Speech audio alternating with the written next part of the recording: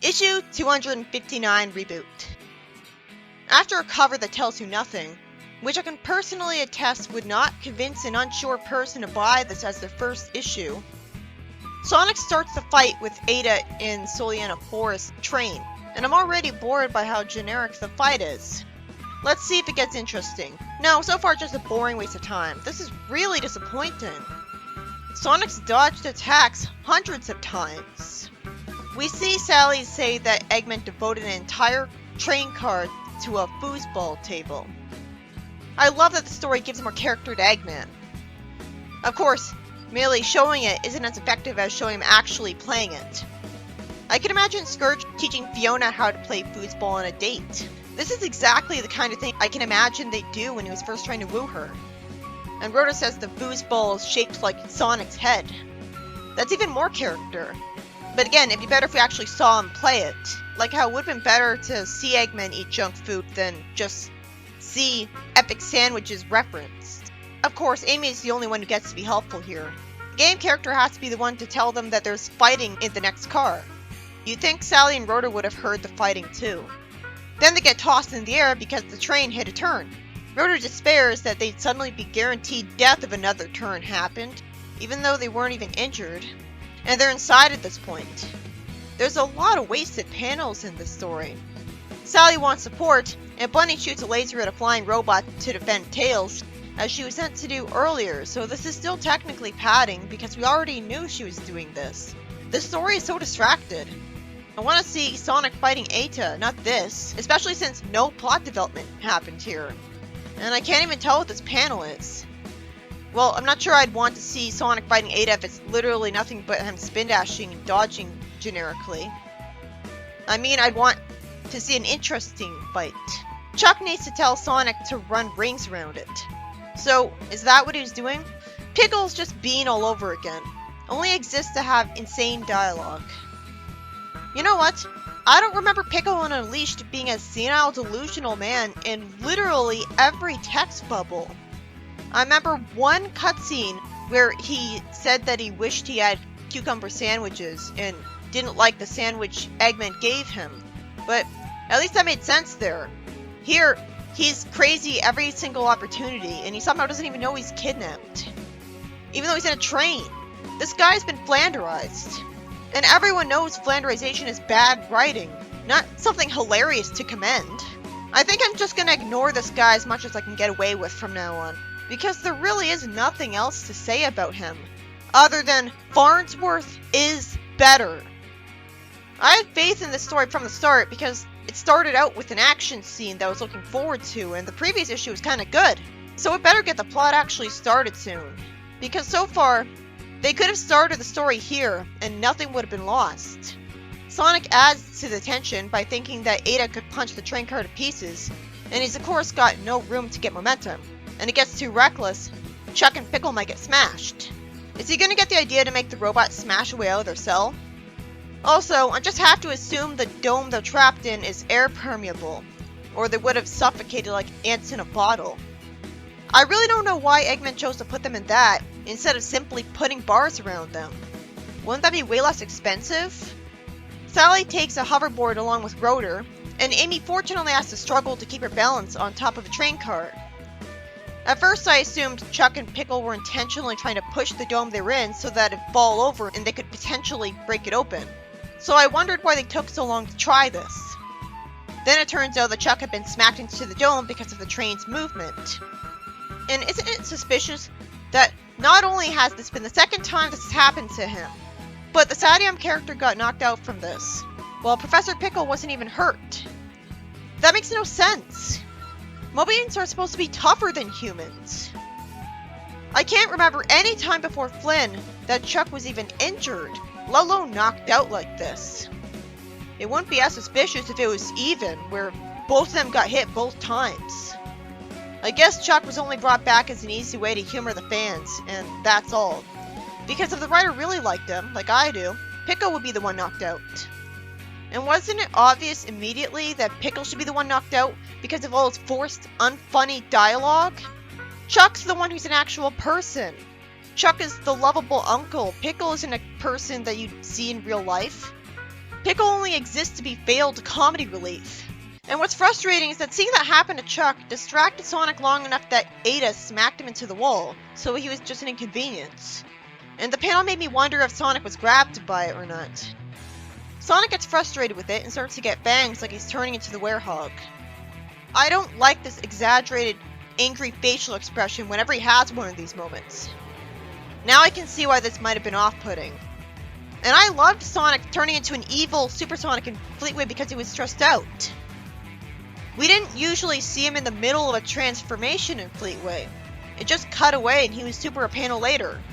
It's not like he looked evil while looking like normal Sonic. That could have been off-putting. This kind of thing was off-putting from the start. And I wanted to like it and give it a chance because I remember hearing that other fans hated it too. Finally, Amy falls into the train car and smacks it on the head. Well, Bunny's busy defending Tails' plane. And his plane had to be circling around the train so he'd instantly be able to bring Sonic and Amy home at the end of the mission.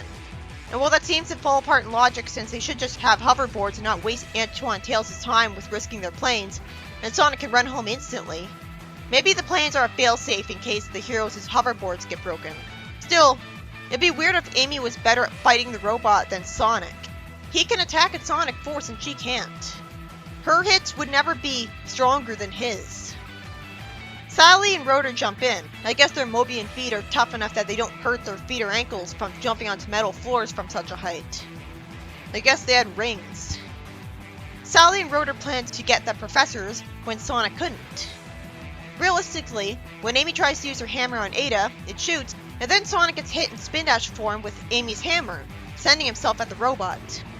While that is interesting to watch, I'm immediately able to see through it because I'm just wondering why he thought he needed this in the first place. Well, I guess the comic thinks that him being able to spin dash jump is too unrealistic. So he needs someone to smack him to send him up off the ground in spin dash form. Good thing that, one, Amy's hammer is so tough that it doesn't get damaged by Sonic's spinning buzzsaw that would cut the hammer. So it must be made out of carbon nanotubes. And two, it's good that Sonic doesn't get injured from a hammer smacking into him. He must have rings.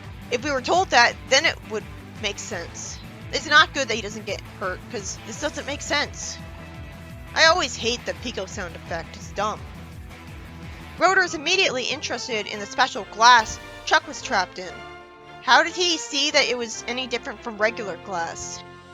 It wasn't necessary that the glass wasn't merely glass, and it didn't add anything, other than a waste of a panel. I really hate that we didn't see how they got Chuck and Piccolo that dome. If it was that easy, why couldn't Sonic or Amy have smashed the dome open? We should have seen at least one panel of Rotor welding it open. But at that point, I question why Sonic couldn't have spin dashed it open, since a welding torch is just as potentially risky to the people inside the dome. But I guess a torch would be small enough that they're not going to get hurt by the fire. If the glass was shattered, the shards could hurt them. They could get cut by the hole while going out of it.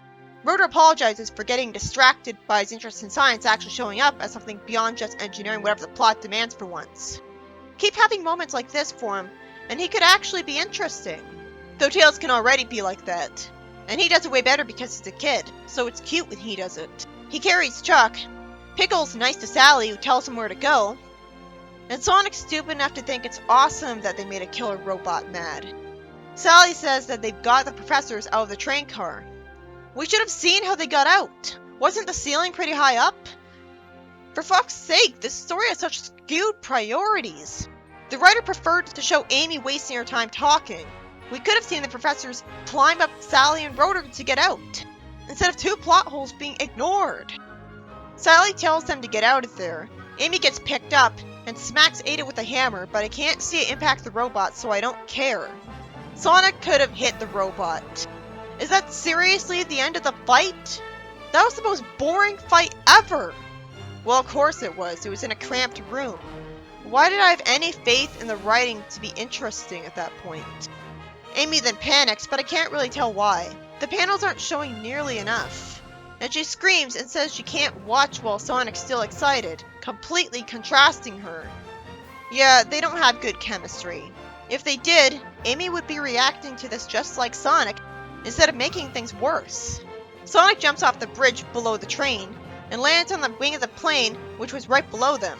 I've already seen that in Fleetway, and I preferred it there. Here, Amy's afraid. Sonic reassures her. Amy tells Sonic to shut up, and Sonic laughs at her. Why did he make Amy have the worst quality of Sally?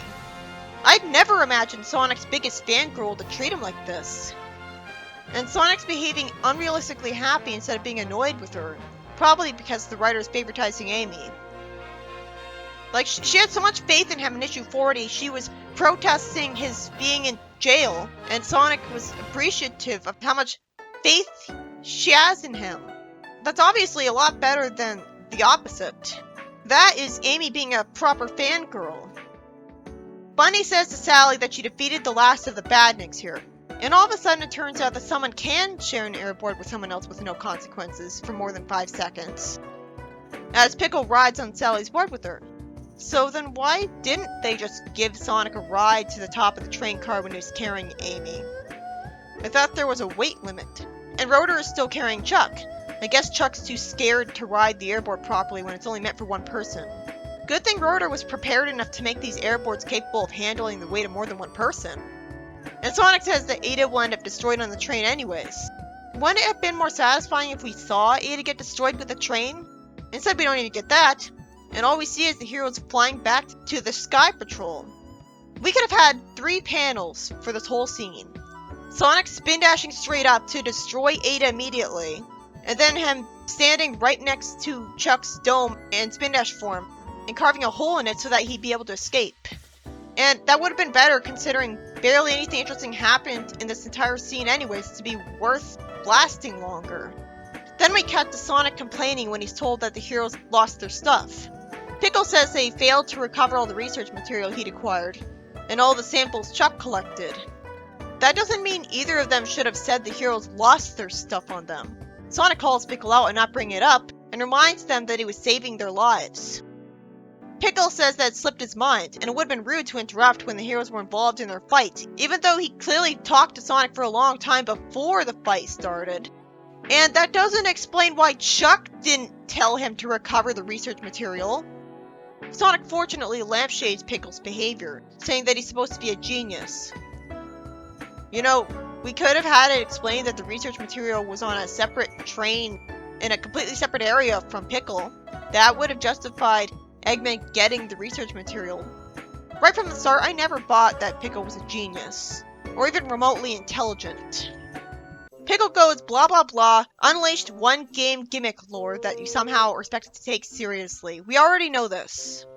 He basically says, you should go to the 7 temples, which isn't a plot, it's an instruction. Beat all the levels and boss fights to beat the game.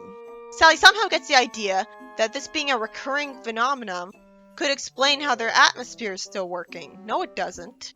She has no proof that the atmosphere didn't go away every time the world was shattered. And it's just an exception this time. That just makes me annoyed that Pickle doesn't instantly tell her here why their atmosphere is still working. You can't severely postpone the filling in of a huge plot hole, making every single issue of the comic forced. Some mysteries are too unrealistic to work as mysteries. They're just distracting. This isn't who stole this guy's shoe. It's how are any of these characters still alive? Pickle hasn't finished decoding the manuscripts or verified the 2 locations he's found. I refuse to buy that he doesn't already know where all of the Gaia temples are if he's able to know all this stuff. And I'm pretty sure Gaia temples would be a famous part of whatever country they're in. Like one of the many tourist attractions, just like any temple. It's a temple that isn't built for the sake of worship. People would remember it for that. The scene is so boring.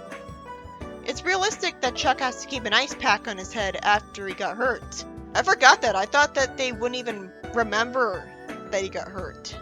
Though the artist was too lazy to make it look like an ice pack or cold compress. And instead had the word ice drawn on it. Like, even I wouldn't draw it like that.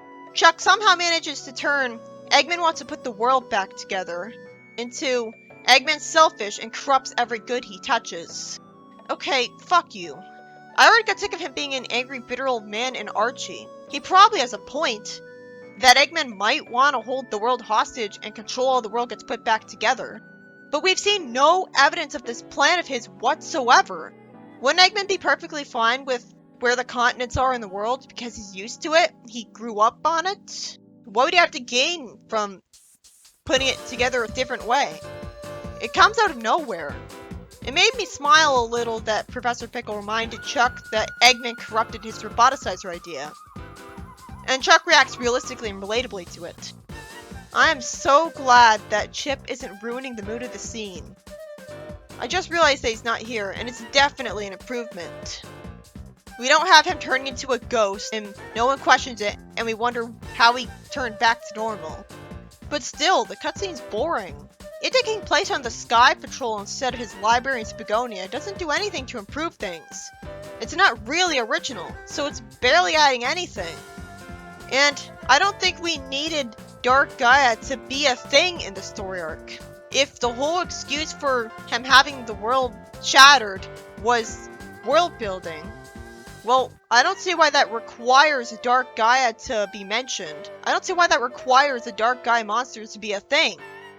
Cause didn't the world shatter in the story of Sonic Advance 3? Wasn't that in the instruction booklet? And we didn't have to see any Dark Gaia bullshit. So they could still be told to go to the Gaia temples to bring the planet back together. We just don't need Dark Gaia to exist. We don't need to be told that the world kept being destroyed and rebuilt. That's just depressing. Sonic says that Eggman doesn't have much of a head start if he magically only knows where 2 of the next temples are. Sonic's optimistic again, finally, and Sally says she'll get into contact with her friends abroad for help, saying that Nicole can scan the Eggnet for related data. I just wish Sally's hair was longer. And red. Her hair looks brown, not red, which was the entire appeal of her design in the first place. Red did a great job standing out from the color of her fur. And her new hairstyle doesn't do her any favors. It's just as forgettable as her old one. At that point, she should have had a ponytail. And still had red hair. I guess that's what always bothered me about her new design. This isn't Sally Acorn to me. I'm so glad she's around, but the redesign is clueless. Then Chuck has news about the Wood Zone samples from the Earth. Chuck asks Pickle if the Gaia manuscripts say anything about a sickness coming out of the Earth. Why would he call it a sickness? The Earth can't get sick.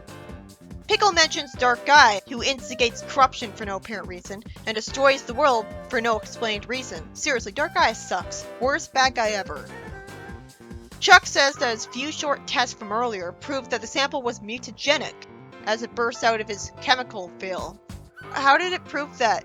We're not seeing him testing it on an animal. There could be a possibility of total cellular rewrite. If it was total cellular, you'd think it would change Sonic's entire brain. And yet I'm guessing Sonic won't spend all of the later half of the reboot as the Werehog, or have any chance of permanently staying as the Werehog. And also I have to wonder why it wasn't turned into the Werehog instantly then. It makes more sense to just be magic, guys. It's already magical enough to be a night exclusive thing in the game. There's no science there. There's no reason for the Werehog to be exclusive tonight. Twilight Princess handled the wolf transformation better. Chuck says this sample thing is pouring out of the world. Sally feels like Sonic's purposely leaving her out of the loop on something. And Sonic shows what great communication skills this fan-preferred couple has. A couple that's too scared of each other to be honest. I hope Sally ends up with better. It's okay for this to happen a few times, but not constantly. Sally tells Pickles she'll arrange for his trip back to Spagonia, and promises to send word to Gun that Eggman is targeting him. He wouldn't be able to just go back to where he used to live. I'm glad this was mentioned to actually explain why he wouldn't get kidnapped again right away from Eggman still knowing where he lives. That fills in a plot hole. At least it would if we saw him with robot bodyguards from now on. We could see the robot bodyguards foil Eggman's next kidnapping attempt. It would make more sense if he just stayed somewhere other than his library for the rest of the arc. He hopes Mutt hasn't misfiled anything, and Sonic says that Mutt sounded pretty rattled, and it'll do him good to see that Chuck's fine. That just reminds me of how Sonic wasn't in the least bit worried about his uncle being kidnapped. Chuck is worried about Sonic, and says he's seeing greater effects from smaller doses. What greater effects? Tell me! Show, don't tell! What could be a greater effect than the werehog? I couldn't imagine him being cruel enough to test out a sample on a little rabbit or something, but that's the only way he'd know about any kind of effects. Did he put an insect in the sample? Then we see Eggman and Rail Canyon see the train arrive. Wait, the out-of-control damaged train managed to stop properly on its own? Huh? Flynn must have forgotten it went out of control. I love that Orbot stays positive, saying that it arrived on time, and Lampshade said they're lucky the tracks stayed intact, considering the state of the planet. I love this guy. I can even hear his dialogue in his boom voice. But Eggman's an asshole by shouting at them to tell him what was lost. He's told that his munitions and fuel supplies arrived intact. The fact that anything arrives to Eggman intact just puts me in complete awe of how incompetent these freedom fighters were. We're not told how much time they had. I'm sure they had plenty of time to get rid of all the fuel and munitions from the train and steal them for themselves after they brought the professors to the Sky Patrol. They could have dropped them off to talk to them later, and told Bunny to at least try to catch up with the train again. She could just constantly take stuff out of the train over and over again, and just put it down over and over again. I'm used to Rick. I was just thinking that his portal gun could have gotten rid of those munitions in a second. If Venitibus can make a warp ring, Rotor should be able to do that too. He made checkpoints that connected to other universes in Archie. If he can connect to other universes, I'm sure he could connect to other parts of the planet. I guess I have to assume that the train was just that close to Eggman's destination and that fast.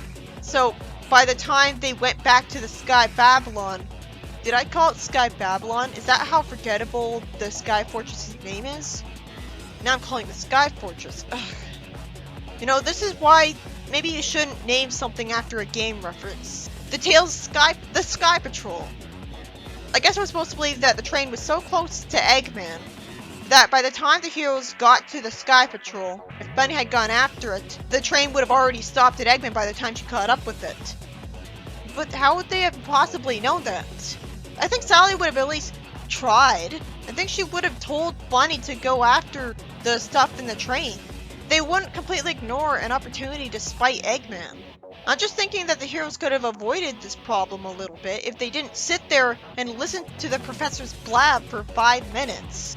I didn't know that Eggman's custom-made foosball table was even damaged. The story ends with Eggman belittling the heroes' victory and saying that he got what really matters, while holding a scroll. Oh, there's a worthless after-credit scene that didn't need to exist. Go figure, Eggman would want his enslaved troops on the African plains to defend the base no matter what. Why bother calling him? He was already doing his job. He was gonna keep doing it anyways. This story was by Ian Flynn, and was a big disappointment. Almost nothing interesting happened with the Ada vs Sonic fight. Somehow I was expected to believe Sonic needed Amy to bail him out because he used a team attack with her, when all he really did was spin dash at it. Most of the time he just dodged its attacks.